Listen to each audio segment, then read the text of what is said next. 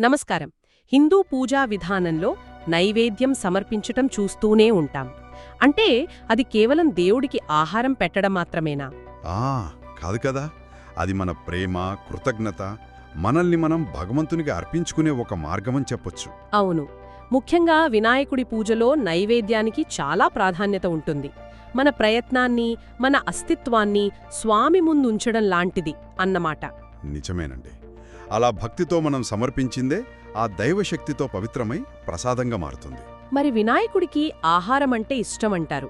అందులోనూ ఉండ్రాళ్ళు అంటే మోదకాలంటే మరీ ప్రత్యేకమని వింటాం. అవును అవును పురాణాల్లో కూడా దీని గురించి ప్రస్తావన ఉంది. గణపతికి అవి చాలా ఇష్టం. అయితే అసలు ఈ ఉండ్రాళ్లకే ఎందుకంత ప్రాముఖ్యత వచ్చింది? దాని వెనుక ఏదైనా కథ ఉందా? తప్పకుండా ఉంది. చాలా ప్రసిద్ధమైన కథ ఒకటుంది. ఒకసారి శిరోపార్వతులకు ఒక జ్ఞానఫలం అంటే మోదకం లాంటిది లభిస్తుంది. ఓ! అప్పుడు వాళ్ళు ఎవరు ముందుగా ముల్లోకాలు చుట్టి వస్తారో వారికి ఇదిస్తామని ప్రకటిస్తారు. మరి ఎలా? నెమ్మదిగా వెళ్లే మూషిక వాహనంతో? అక్కడే ఉంది అసలు విషయం. గణేశుడు చాలా తెలివిగా ఆలోచించాడు. తల్లిదండ్రులైన శివపార్వతులే తనకు సర్వస్వం, వారే తన లోకాలను భావించి వారి చుట్టూనే ప్రదక్షిణ చేస్తాడు. ఆహా, ఎంత చక్కని ఆలోచన! అంతే, తన దృష్టిలో ముల్లోకాలు చుట్టేసినట్టే అని చెప్పి ఆ జ్ఞాన ఫలాన్ని అంటే మోదకాన్ని అందుకుంటాడు. అందుకే అది జ్ఞానానికి ప్రతీక అయ్యింది. అద్భుతం. అంటే మోదకం జ్ఞానానికి సంకేతమన్నమాట. ఇంకో కథ కూడా విన్నాను, అత్రి అనసూయల ఆశ్రమానికి సంబంధించి. అవును, ఆ కథ కూడా ఉండ్రాళ్ల ప్రాముఖ్యతను చెబుతుంది. ఒకసారి శివపార్వతులు, గణేశుడు, అత్రి మహర్షి అనసూయాదేవి ఆశ్రమానికి వెళ్తారు. అక్కడ అనసూయ తల్లి ఎంత భోజనం పెట్టినా గణేశుడి ఆకలి మాత్రం తీరదు. అవునా? మరప్పుడు చివరకు ఆమె ఆలోచించి ఒక ఉండ్రాయి అంటే మోదకం లాంటిది చేసి పెడుతుంది. అది తినగానే గణేశుడు పూర్తిగా తృప్తి చెంది గట్టిగా త్రేంచాడట. ఆశ్చర్యం! ఆ ట్రేన్పు శివుడికి కూడా వినిపించిందని అంటారు కదా? నిజమే. గణేశుడి త్రేంపుతో శివుడు కూడా తృప్తి చెందాడట. అంటే కుమారుడు తృప్తి చెందితే తల్లిదండ్రులు కూడా తృప్తి చెందినట్లే అని. ఆ ఒక్క ఉండ్రాయితో అంత తృప్తి కలిగిందనమాట. అది ఆధ్యాత్మిక తృప్తికి ప్రతీక. ఓహో! అందుకే అప్పట్నుంచి 21 మోదకాలు నైవేద్యంగా పెట్టే సంప్రదాయం వచ్చిందని కూడా చెప్తారు.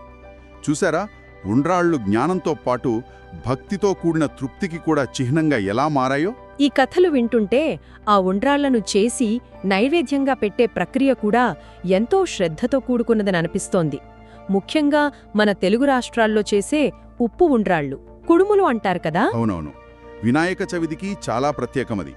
వాటిని సరిగ్గా చేయడం కూడా ఒక పద్ధతిగా ఉంటుంది. మరి వాటి తయారీలో ఏంటి ప్రత్యేకత? ఎలా చేస్తారు? ప్రధానంగా కావలసినవి బియ్యపు రవ్వ. అది కూడా ఇంట్లో కొంచెం బరకగా దంచుకుంటే బాగుంటుంది. సరే. తర్వాత నీరు, నానబెట్టిన శనగపప్పు కొద్దిగా, జీలకర్ర, రుచికి ఉప్పు, ఇంకా కొంచెం నెయ్యి లేదా నూనె. అయితే పదార్థాలన్నీ సాధారణమైనవే అయినా ఆ రుచి, మెత్తదనం రావడానికి ఏమైనా కొలతలు, పద్ధతులు ఉన్నాయా? ఉన్నాయండి. ముఖ్యంగా నీరు, రవ్వ నిష్పత్తి చాలా ముఖ్యం. పాత బియ్యం రవ్వ అయితే కొంచెం ఎక్కువ నీళ్లు పడతాయి, కొత్త బియ్యం అయితే తక్కువ. అది చూసుకోవాలి. ఓకే.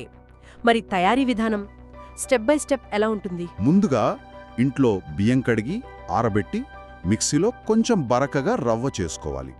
మరీ మెత్తగా వద్దు. రవ్వలాగా. సరే. తర్వాత ఒక గిన్నెలో కొంచెం నెయ్యి వేసి జీలకర్ర, ముందుగా నానబెట్టుకున్న శనగపప్పు వేసి కొద్దిగా వేయించాలి. దానికి సరిపడా నీళ్లు, ఉప్పు వేసి బాగా మరిగించాలి. నీళ్లు మరుగుతున్నప్పుడు రవ్వ కలపాలి గదా?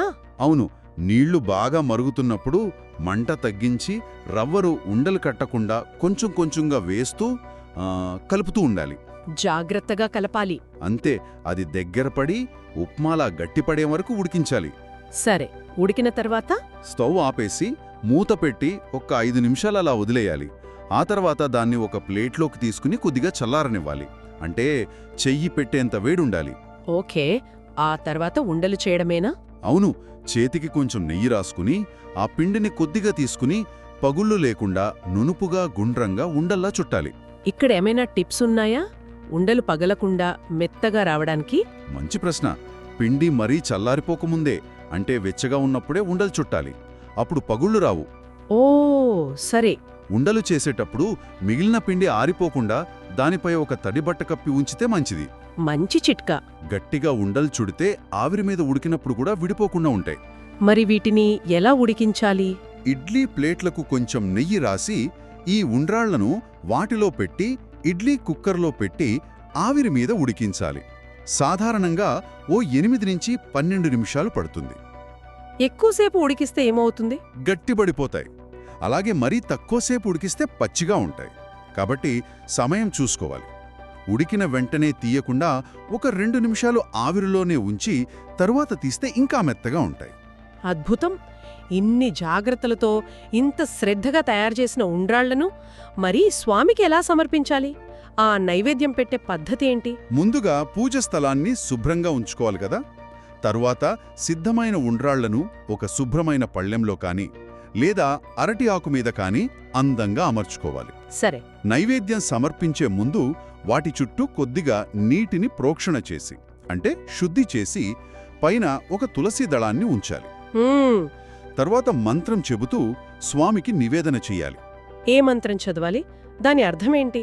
సాధారణంగా పంచప్రాణాలకు ఆహుతి మంత్రాలు చెప్పి ఓం ప్రాణాయ స్వాహ, ఓం అపానాయ స్వాహ అలా చెప్పి ఆ తరువాత ముఖ్యంగా ఓం సిద్ధి బుద్ధి సహితాయ శ్రీమహాగణాధిపతయే నమః నైవేద్యం మోదక మైరుతు ఫలానీచ సమర్పయామి అని అంటారు. ఓ, దాని అర్థం అంటే సిద్ధి బుద్ధి దేవతలతో కూడి ఉన్న ఓ మహాగణపతి, నీకు ఈ మోదకాలు, ఉండ్రాళ్ళు, ఇంకా ఋతుఫలాలు ఏవి ఉంటే అవి నైవేద్యంగా సమర్పిస్తున్నాను, దయచేసి స్వీకరించు, నాకు అచంచలమైన భక్తిని, నేను కోరుకున్న వరాలను ప్రసాదించు అని ప్రార్థించడం. ఎంత భక్తితో కూడిన సమర్పణ! ఆ తరువాత ఆ ప్రసాదాన్ని మనం స్వీకరించి అందరితో పంచుకుంటాం కదా, దాని వెనక ఉన్న ఆంతర్యమేమిటి? అది చాలా ముఖ్యమైన విషయం. దేవునికి నివేదించిన ఆహారం ప్రసాదమవుతుంది కదా. ఆ ప్రసాదం అంటే దేవుడి అనుగ్రహం. దాన్ని మనం స్వీకరించడమే కాకుండా కుటుంబ సభ్యులు, స్నేహితులు, చుట్టుపక్కల వారితో పంచుకోవడం ద్వారా ఆ దైవానుగ్రహాన్ని అందరికీ పంచుతున్నామన్నమాట. ఆహా! ఇది మన మధ్య ఐకమత్యాన్ని, ప్రేమను పెంచుతుంది. దైవ కృపను అందరూ కలిసి అనుభవించినట్లు అవుతుంది. నిజంగా చాలా అద్భుతంగా ఉంది. చూడండి, సాధారణ బియ్యపు రవ్వతో మొదలైన ప్రయాణం జ్ఞానం, భక్తి, తృప్తికి ప్రతీకగా మారి ఎంతో శ్రద్ధతో వండి మంత్రపూర్వకంగా సమర్పించి చివరికి అందరూ పంచుకునే పవిత్ర ప్రసాదంగా మారడం. ఈ ఉండ్రాళ్ల ప్రయాణం నిజంగా గొప్పది. అవునండి. ఒకసారి ఆలోచించి చూడండి. ఇలా వంట చేయడం, దాన్ని భక్తితో నైవేద్యంగా సమర్పించడం వంటివి పైకి సాధారణ పనుల్లా కనిపించినా ఇవి మన శ్రమను, మన భక్తిని ఆ దైవిక కృపతో ఎంత చక్కగా అనుసంధానిస్తున్నాయో కదా. నిజమే. అంటే మన రోజువారీ పనులను కూడా ఒక రకమైన ఆధ్యాత్మిక సాధనగా మార్చుకునే అవకాశం ఇందులో దాగి ఉందనిపిస్తుంది.